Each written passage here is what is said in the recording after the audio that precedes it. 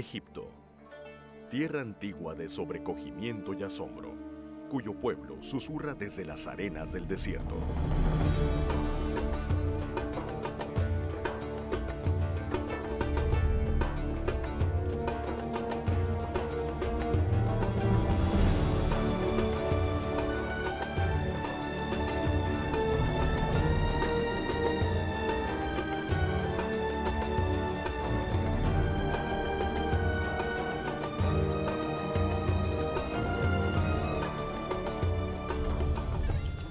Para los egipcios, la vida era eterna.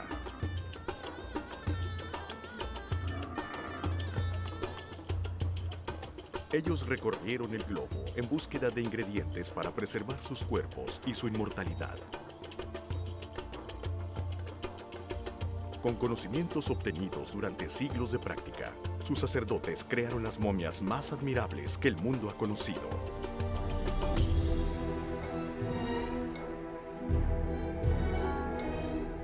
Y ahora, ellos estaban en un viaje crítico para regresar a Egipto con los ingredientes para la momificación del faraón.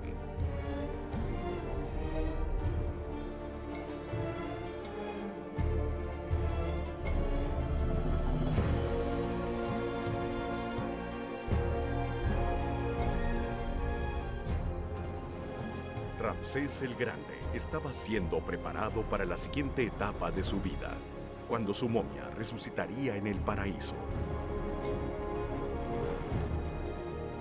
Pero, ¿cómo eran momificados? ¿Dónde eran escondidos? ¿Y aún podrían dar vida hoy en día? Esos son los secretos de los faraones.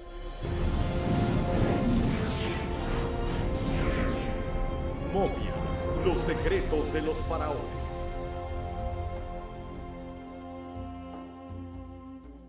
Hay un puñado de momias, cuyos nombres fueron escritos en sus vendas y ataúdes. Estas momias son personas que no se descompusieron al morir, porque su carne fue preservada mediante métodos secretos.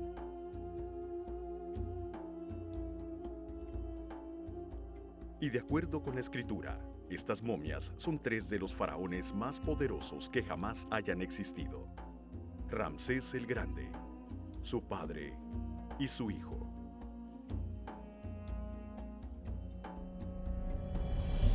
Gobernado por faraones como Ramsés, el imperio egipcio dominó el cercano oriente durante 3000 años. Y en todo ese tiempo, los dioses y el gobierno de Egipto apenas cambiaron.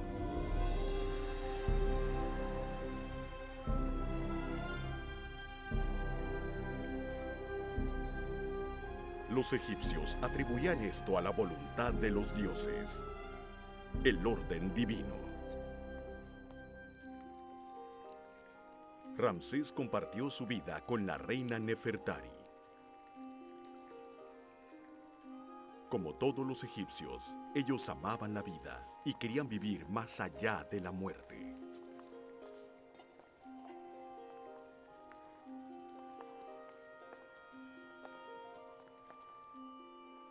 Ellos pensaban que morir era solo una puerta al siguiente mundo, que si habían sido buenos en la tierra, sus vidas continuarían en el paraíso. Así que oraban para que su honestidad y ofrecimientos aseguraran el orden en la tierra y más allá.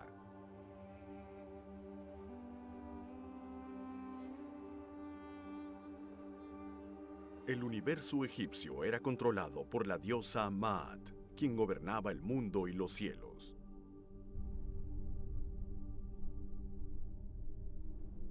Incluso Ra, el poderoso dios del sol, obedecía las leyes de Maat.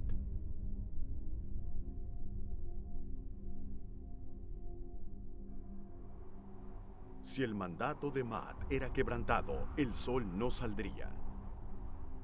La luna no lo seguiría. Las momias egipcias nunca volverían a levantarse.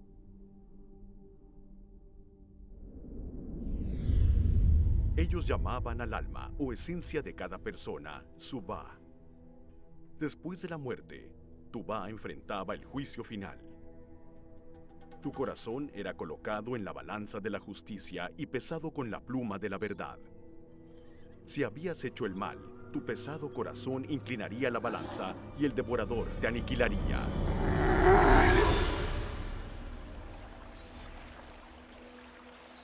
Pero si siempre habías sido virtuoso y sincero, tu corazón sería ligero como una pluma.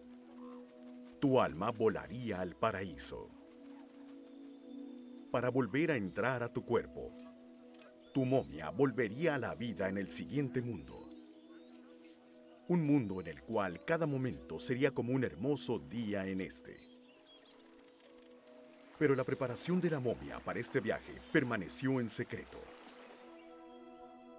Los egipcios registraron sus relatos de guerra y muerte.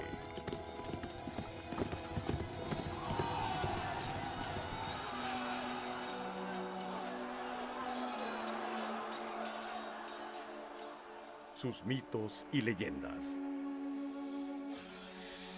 Todo, excepto cómo momificaban a sus muertos. Extrañamente, no se han encontrado registros completos, así que cuando murió el último sacerdote del antiguo Egipto, se llevó el secreto a su tumba.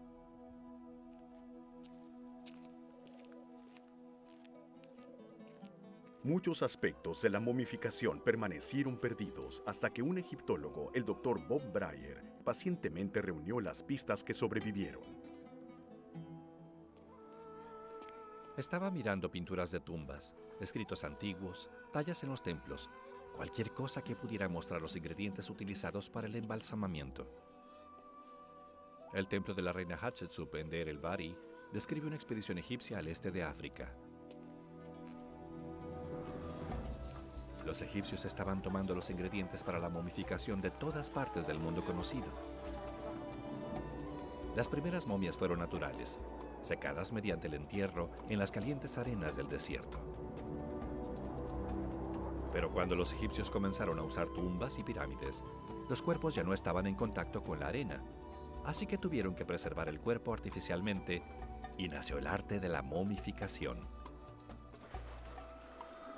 Para secar el cuerpo, los embalsamadores lo cubrían durante 35 días con natrón, una mezcla natural de sal y bicarbonato de sosa. Los embalsamadores antiguos utilizaban 7 aceites sagrados, algunos extraídos de árboles poco comunes que transportaban a casa desde tierras distantes. El templo de Hatshepsut muestra montones de incienso y mirra que ellos traían. Estos eran ingredientes clave utilizados en la momificación. Con el tiempo, los egipcios notaron que la cera de las abejas, la resina del pino y la miel dorada eran particularmente útiles para preservar las momias. Estos antisépticos naturales fueron descritos por el historiador griego Heródoto en su libro. Los sacerdotes cortaban la piel con cuchillos de pedernal, retiraban los órganos internos como el hígado y dejaban en su sitio al corazón, el cual ellos creían era el asiento de la conciencia. Con cabeza de chacal, Anubis protegía a la momia. Su tienda permitía que las brisas del árido desierto secaran el cuerpo.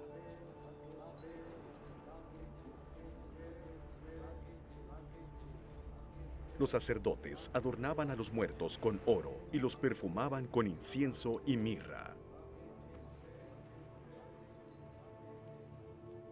Con la ceremonia de apertura de la boca, la momia respiraría y hablaría en la siguiente vida.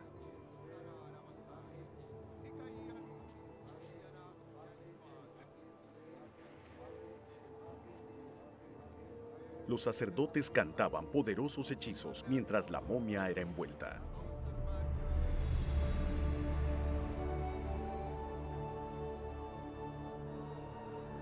Y con la declaración de inocencia, que indicaba que la persona no había pecado en este mundo, él y su momia renacerían en el siguiente. Sabíamos de los rituales religiosos, pero aún había lagunas en el procedimiento de momificación que solo podía llenar creando una momia moderna. Así que, trabajando en equipo con un colega, el anatomista Ron Wade, y utilizando un cuerpo donado a la ciencia, realizamos la primera momificación humana al estilo egipcio desde el tiempo de los faraones.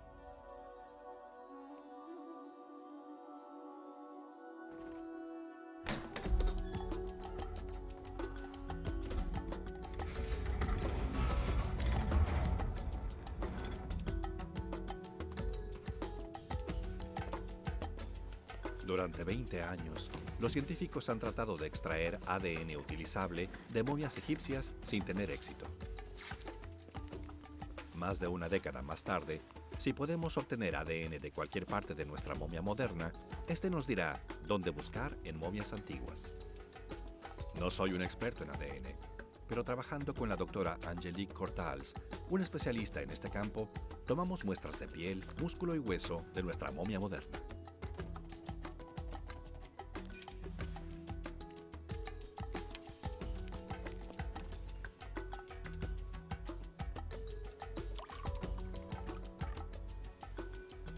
¿Qué hace tan difícil extraer ADN de las momias? ¿Es el paso del tiempo? ¿Los 3000 años? ¿O es la combinación del tiempo y los efectos químicos de la momificación? El ADN es el diseño de toda la vida. La tierra y el aire no tienen vida porque no contienen ADN. El ADN es el ingrediente mágico.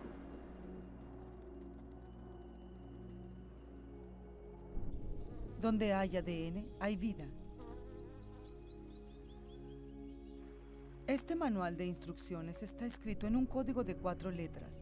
Reacomodando este código de 4 letras, obtenemos posibilidades infinitas para hacer un organismo viviente. Entonces, un escarabajo y una abeja, un pájaro y un hombre tienen los mismos componentes de cada célula, solo en lugares distintos y en tamaños diferentes. El ADN cambia ligeramente con cada generación y estos cambios son registrados.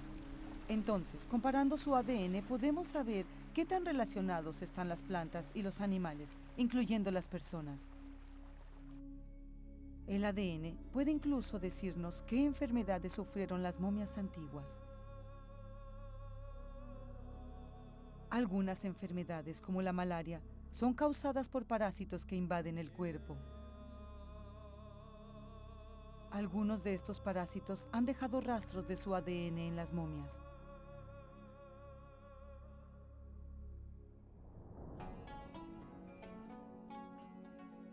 Muchos egipcios antiguos murieron a causa de la malaria, como lo harán millones de personas este año.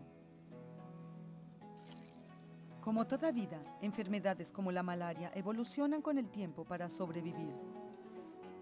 Ya que los parásitos de la malaria se reproducen muy rápido, su ADN evoluciona rápidamente.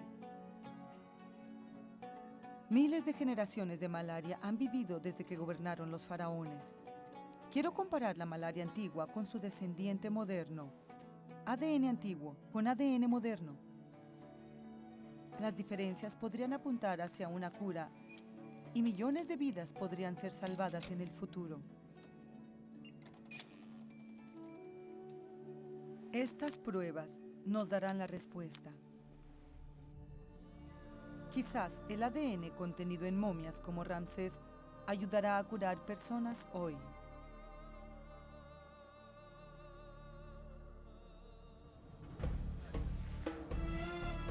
Para avanzar en su investigación, la doctora Cortals ha viajado a Egipto para ver el sitio de excavaciones de la última momia. Ella está visitando al doctor Zahi Hawass, director de antigüedades de Egipto, en su excavación en Saqqara.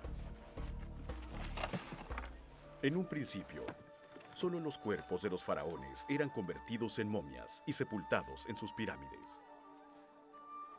Posteriormente, más personas fueron momificadas. Primero, los otros miembros de la realeza, después los nobles y en el tiempo de Cleopatra, también la clase media. Entonces, durante la historia de Egipto, literalmente fueron hechas millones de momias. Para eruditos como el Dr. Hawass, estas momias son ventanas al pasado del antiguo Egipto. Muchas de estas momias aún yacen bajo la tierra, esperando el llamado al paraíso.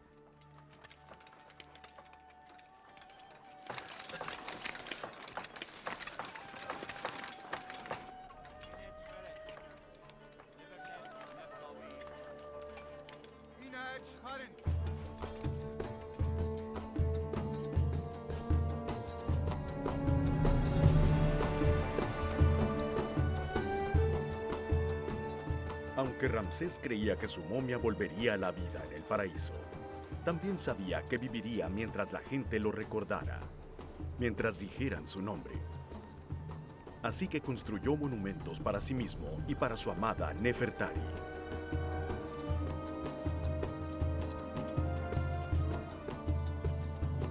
Los dioses exigían que el faraón mantuviera a Egipto seguro y rico.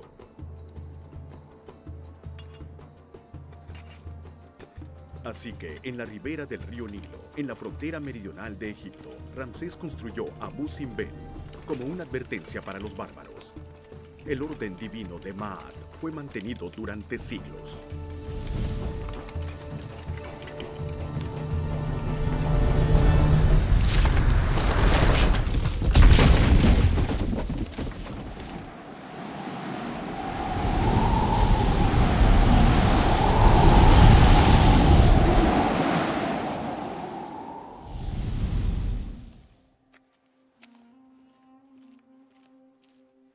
Mientras buscaba pistas sobre la momificación, me involucré en las vidas de los faraones.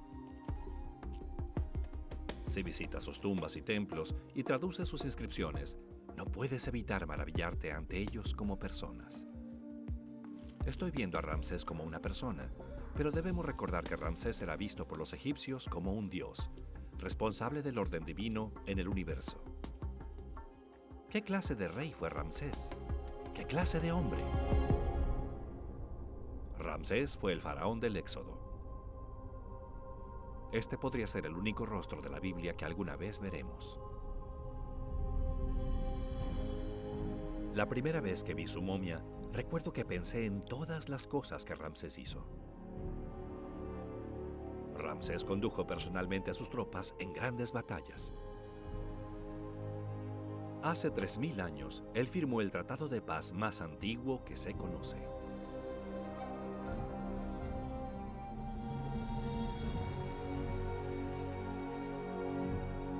Ramsés construyó más templos a todo lo largo del Nilo que cualquier otro faraón. Sin duda tomó 20 años esculpir Abu Simbel en la montaña, pero Ramsés gobernó Egipto durante 67 años. Tuvo bastante tiempo para construir. A lo largo de 1609 kilómetros en todo Egipto, Ramsés construyó templos para complacer a los dioses y asegurar que prevaleciera el orden divino.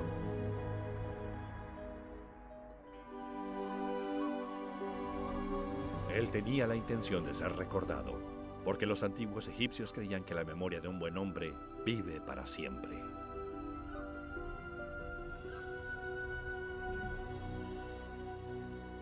Pero los relatos de las buenas acciones de Ramsés estaban perdidos en la historia, porque nadie podía leer los textos egipcios antiguos, los jeroglíficos, en los muros de su templo.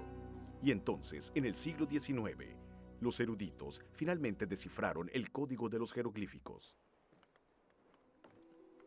Una tablilla masivamente inscrita, la piedra de Rosetta, contenía la clave. Los edificios y los rollos de papiro cobraron vida. Solo unas cuantas personas podían leer jeroglíficos, y uno de los mejores traductores era el estadounidense Charles Wilbur.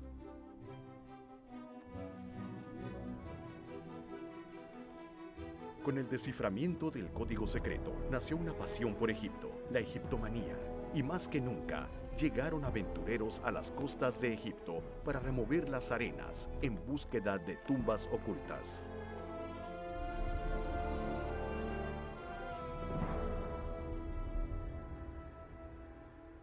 Pero cuando los aventureros entraron a las tumbas de los faraones, se vieron rodeados de misterio.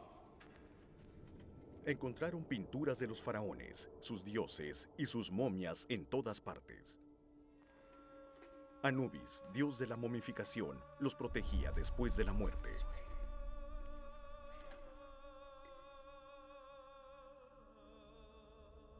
Comida y bebida pintadas alimentaban a las momias. El cielo de la noche mantenía la vigilancia sobre los faraones durmientes.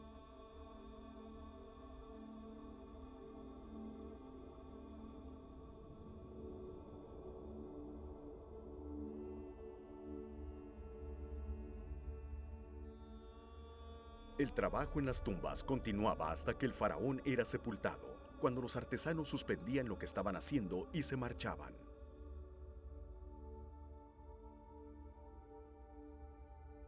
Pero aunque estas tumbas fueron hechas para reyes, no quedó el cuerpo de un solo faraón.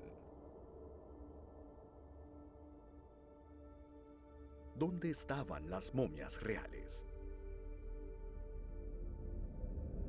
Nadie lo sabía.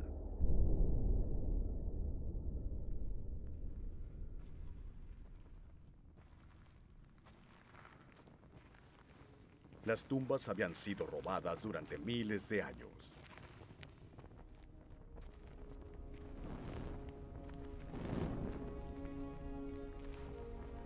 En el antiguo Egipto, los trabajadores construían las tumbas en los buenos tiempos y las robaban en los malos.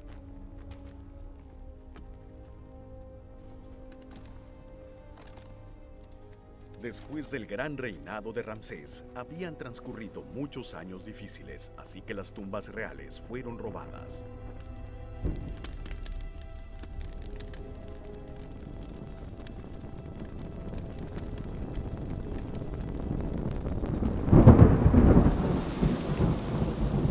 Pero en el siglo XIX, los turistas estaban dispuestos a pagar más por recuerdos antiguos de lo que pagarían por oro. Los ladrones expertos esperaban que las inusuales tormentas de lluvia en Egipto revelaran las tumbas ocultas. Cuando el agua desaparece rápidamente bajo la tierra, podría estar cayendo en una tumba que se encuentra debajo. Ahmed y Mohamed Rasoul eran expertos en esta peligrosa profesión.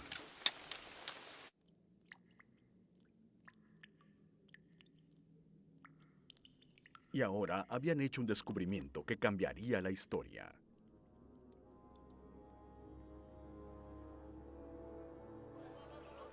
Gente de todas clases, locales y extranjeros, ricos y pobres, estaban comerciando con objetos extraídos de las tumbas de las momias.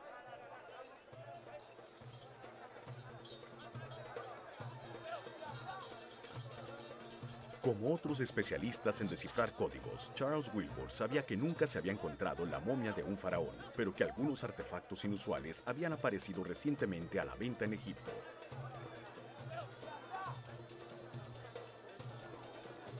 Estos objetos llevaban los nombres de reyes.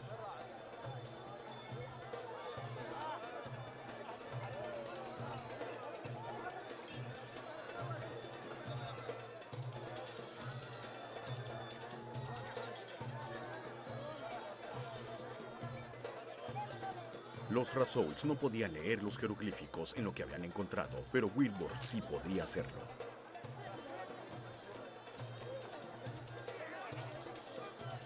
Lo que le estaban mostrando había sido arrancado recientemente a una momia. Y la cartela, el óvalo que encierra el nombre, significaba que se trataba de las envolturas de un rey. Él pidió a los hermanos que lo llevaran a la tumba.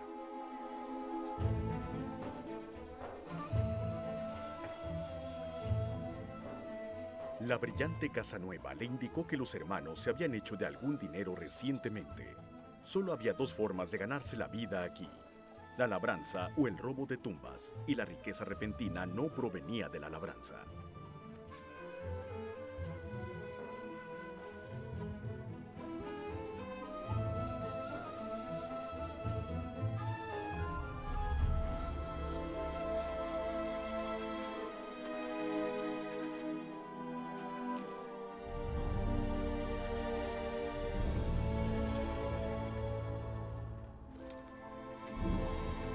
Era una hermosa tumba,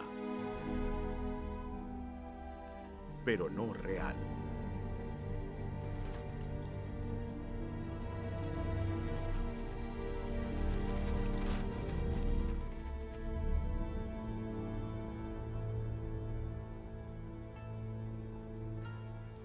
Wilbur pronto tenía que salir de Egipto, entonces presionó a los hermanos para que le dijeran la verdadera ubicación de la tumba. Ellos ya eran sospechosos, y el juicio de la policía sería duro si no cooperaban. Desesperado, les ofreció bakshish, un soborno por la verdad. Wilbur fue a investigar personalmente en el Valle de los Reyes. En los primeros años de Egipto, los faraones construían sus tumbas en pirámides, pero el oro que había en estas era un imán para los ladrones que las saqueaban tan pronto como eran construidas. Así que los faraones mudaron sus tumbas a cientos de kilómetros al sur abajo del Nilo, a este valle escondido. Finalmente, esto también fue robado. Inscripciones en las entradas indicaron a Wilbur cuáles tumbas habían sido breves lugares de reposo para las momias reales.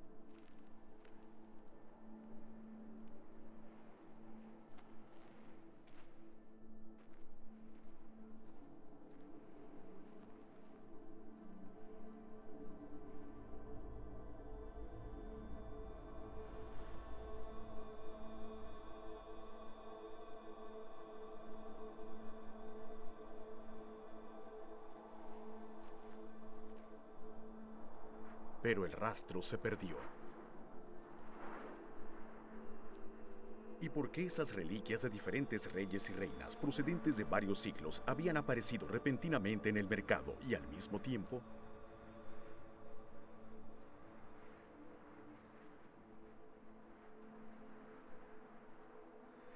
Todo lo que sabía con seguridad era que lo que había comprado en el mercado había envuelto la momia de un faraón durante 3000 años.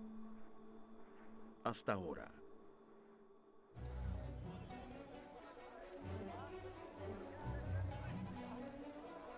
Wilbur quería salvar la tumba de un faraón. Por última vez, él trató de persuadir a los hermanos para que le dijeran dónde estaba.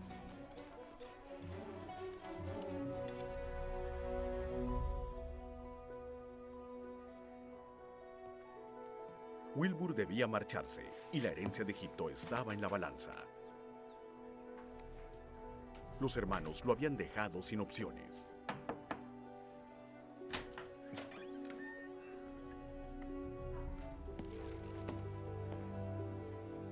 Emil Brugsch era el máximo oficial de antigüedades en Egipto en ese entonces, y otro especialista en descifrar códigos.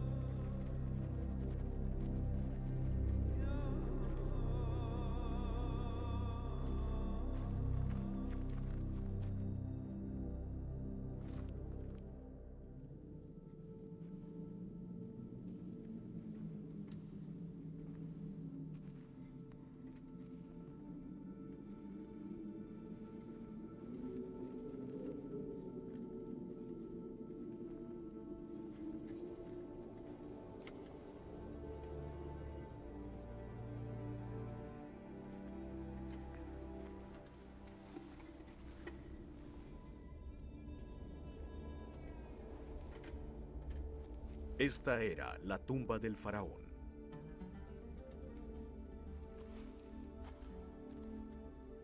Pero era diferente a cualquier tumba jamás vista antes. Docenas de momias, todas reales.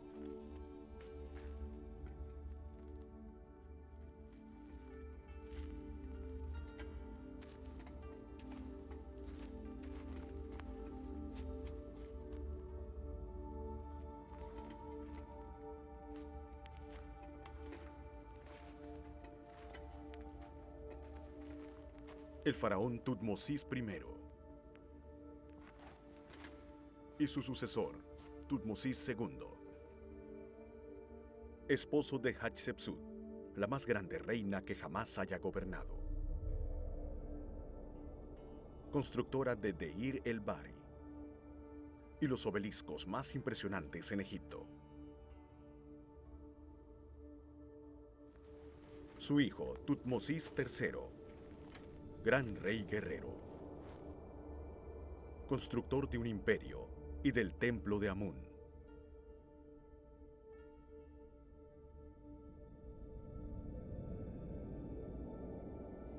Ramsés III, cuyo legado se levanta en Karnak y más allá.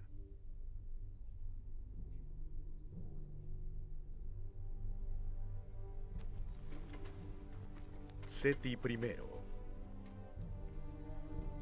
brillante general, quien mandó construir exquisitos templos en Abidos y Tebas.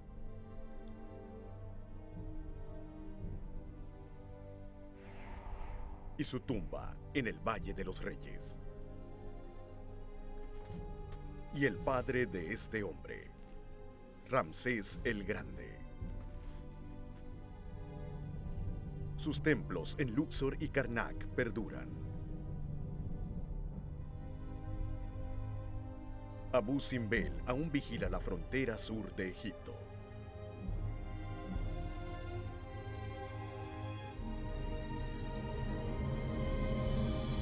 Su nombre perdura. Estos fueron los hombres y las mujeres que construyeron Egipto. Al Cairo, inmediatamente. ¡Vamos!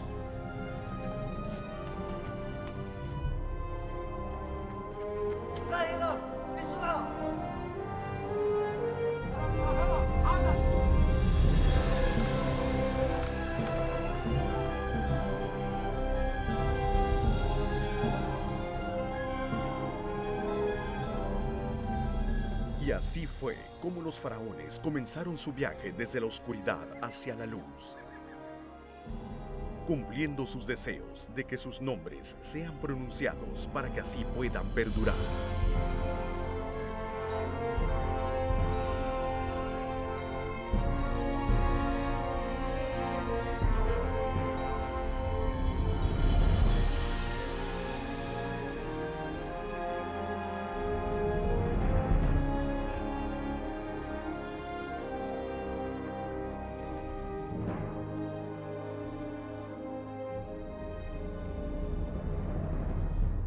Cuatro décadas más tarde, Howard Carter encontraría la tumba casi perfecta del rey niño, Tutankamón. Pero el grupo más grande de momias reales en la historia, 40, incluyendo 12 faraones, había abandonado el Valle de los Reyes para siempre. Estas momias viajaron 643.7 kilómetros al norte hasta el Cairo, donde permanecen hoy en día.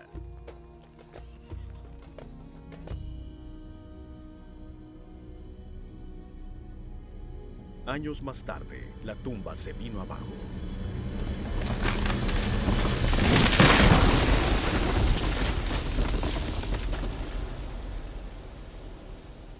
Pero las momias habían sido salvadas y aún podrían entregar sus secretos.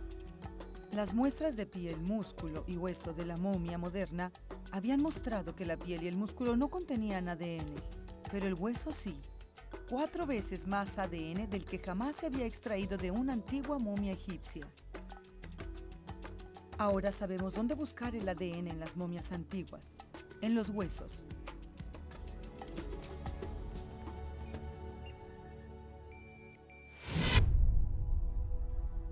El ADN encontrado en momias como la de Ramsés el Grande aún podría proporcionar curas para enfermedades hoy en día. 1212 a.C. El entierro de Ramsés.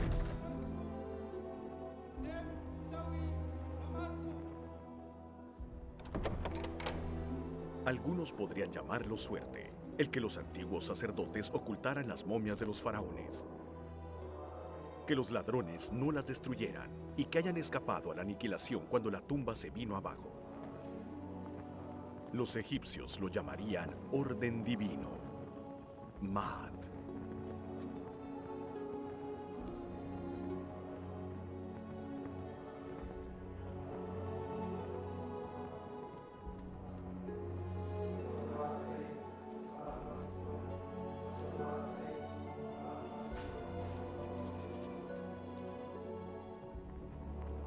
Pero ahora podríamos estar en la cúspide de otra maravilla. Las momias de los faraones han significado cosas diferentes a través de los siglos. Para los antiguos, fueron una fuente de esperanza. Para los ladrones, una fuente de riqueza. Para los eruditos, una fuente de conocimiento. Pero finalmente, quizás las momias cumplirán con su destino. Sostener el regalo de la vida.